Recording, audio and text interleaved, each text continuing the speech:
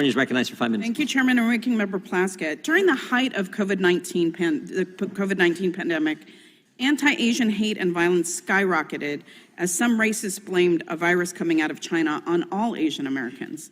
Since March of 2020, Stop AAPI Hate, a nonprofit organization aimed at tracking and addressing anti-Asian hate, reported more than 11,000 anti-Asian acts of hate and violence.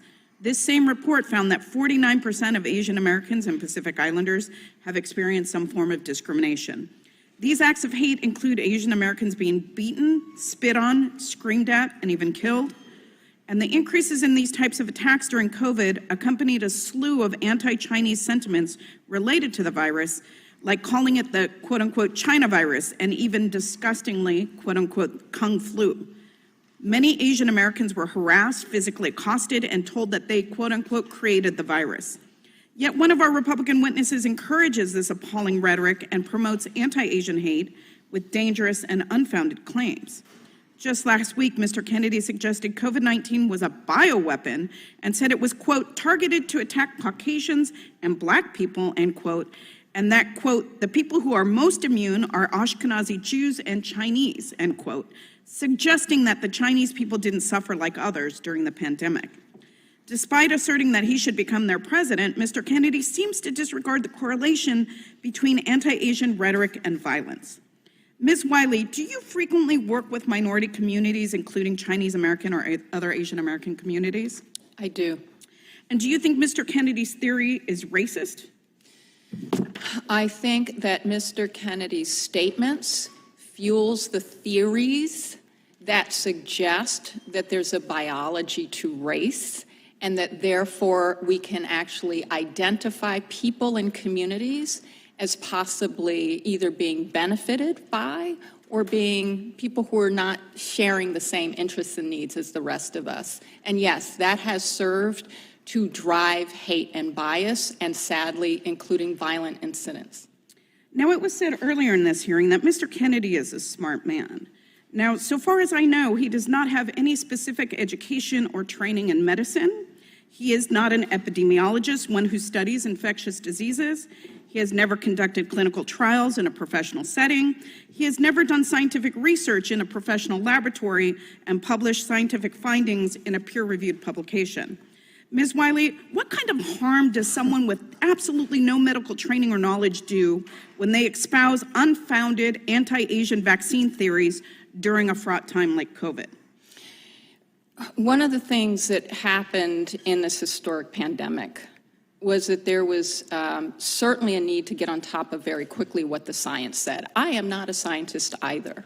And so what social media platforms did was go and speak to government agencies because their own policies, their own user agreements required them to look at and figure out what the facts were so that they could assess what was responsible and what was not responsible to post.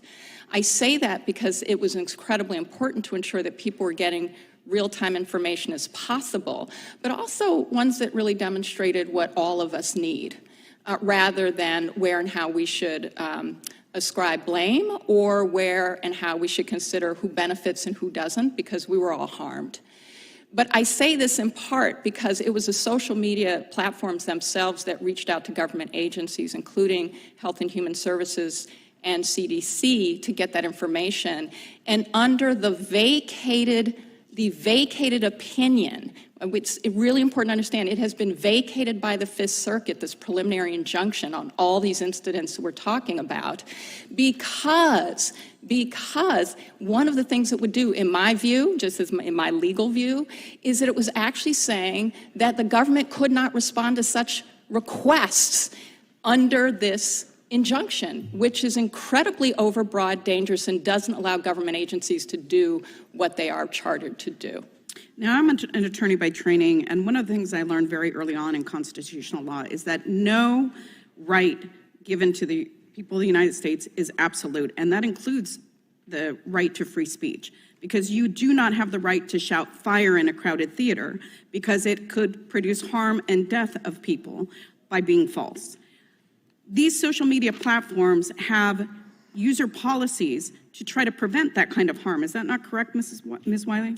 That is correct. And so we are not trying to censor speech. We are simply trying to create factually correct information to prevent harm to people, including death. And that's what they were trying to do during COVID. Is that not correct?